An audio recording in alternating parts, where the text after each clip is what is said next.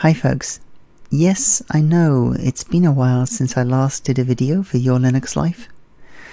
Now, on top of the long commute I've got, which doesn't leave me much free time, I've been rediscovering audio lately. As part of that, I've been digitizing and digitally cleaning up my vinyl collection, so I thought I'd bring you some of the techniques that I'm using.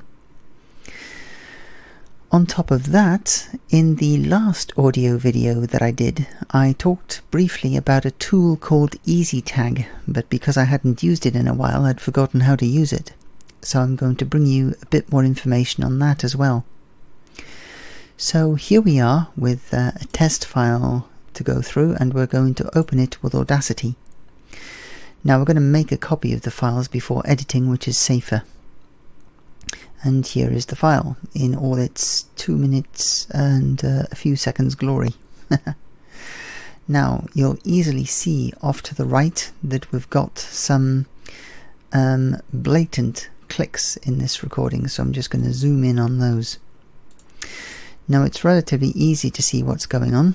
We're just going to select around one of them and zoom in even tighter.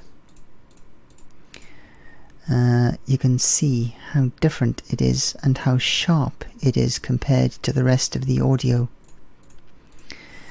Once we go in far enough, you'll see that we get these dots appearing. Now unfortunately at the moment I think that an update has disabled the scroll-based zoom, so I can't easily zoom in on top of this. But if I keep zooming in Audacity, you can easily see the difference. We have the nice smooth wave formation, and then suddenly this, which as you zoom out, you can see just how sharp it is. But what we're going to do here is we're going to go into edit mode, which is the pencil up at the top left. Also, F3 will take you there. And what we're literally going to do is draw a new waveform. Now you can draw whatever you like with this. It takes me possibly 2 or 3 sweeps of the mouse sometimes to get a nice smooth waveform the way that I want to paint it. But you could literally draw anything here. You could draw your own waveform. Pretty cool. But yeah, for this we're just going to smooth it out a little. And we're going to do the same with this one here. Now, these clicks are not always so obvious, so sometimes you actually have to play the piece and listen for the click. I can't actually play the piece here because obviously I'd be in violation, but I'm going to do the manual zoom in, which will take me in there. And what you do is you literally start playback from, well in fact I'm going to try and mute it. Obviously the thing itself is going to go green, sort of grey, but then you click quickly there. I'm going to zoom out. What you do is you click and listen, and step back and click and listen until you hear between one of these segments, the click is in that segment, so you know that the click is actually between these two.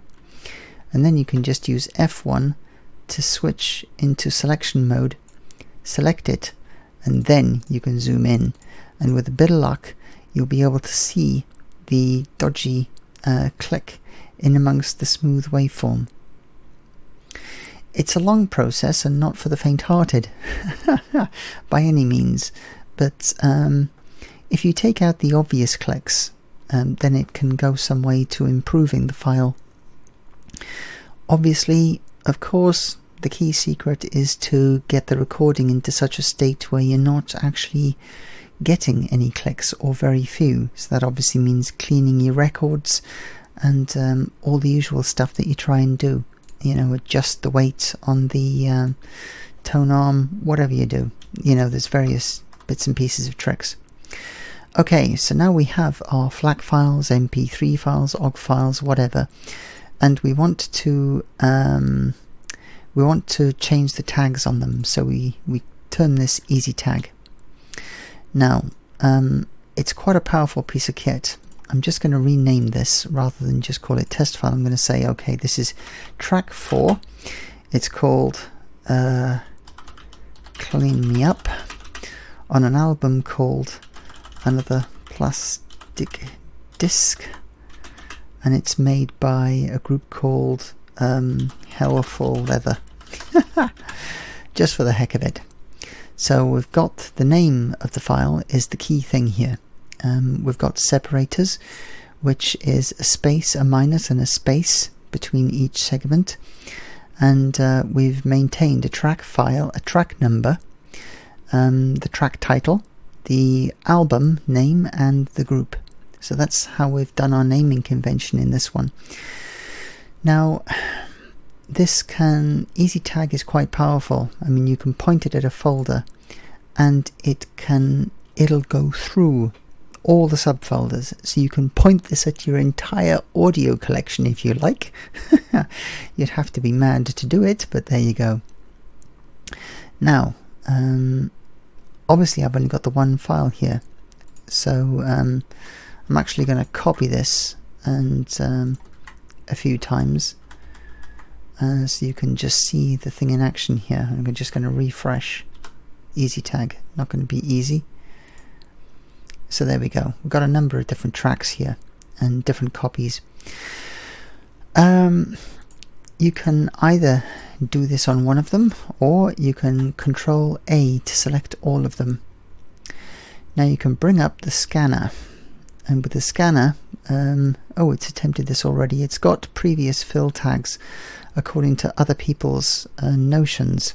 Just going to zoom in a little more here, or try to zoom in a little more.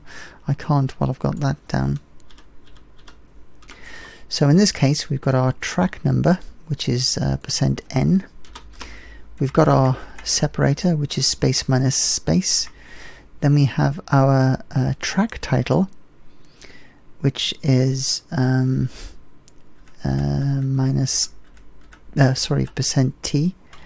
Then we have the album. Is it %a? Yes. Another plastic disc. There's %group. I think it is. Let's ask for some help. Here we go. Genre. B for album, %b. And %a for artist.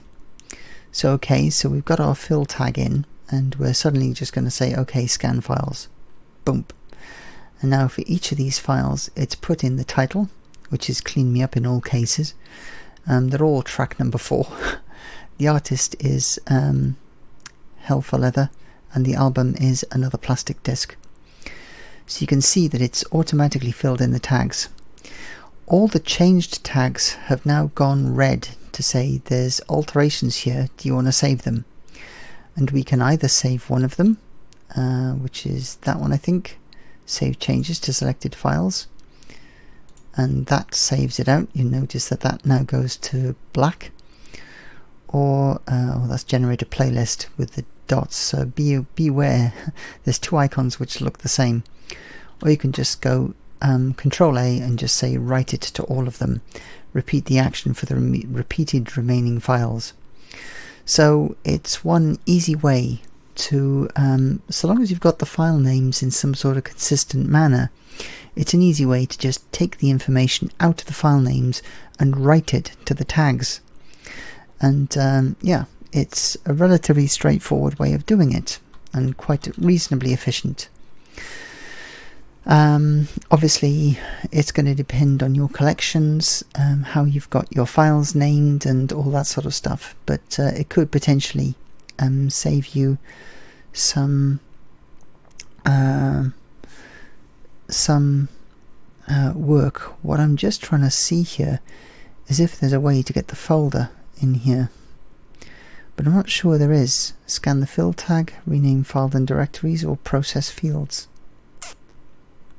Yeah, okay. You can show how to process them, which is you can convert underscores and %20s to spaces, convert blank to underscore, or you actually got quite a bit of help in here, and it's pretty powerful. You can rename the file in the directory if you wish. So you can actually do it the other way around by the looks of it. So yeah, quite a powerful piece of equipment, and yeah, yet yet more tools which are relatively free to use, quite powerful, and available. What can I say? Bye for now.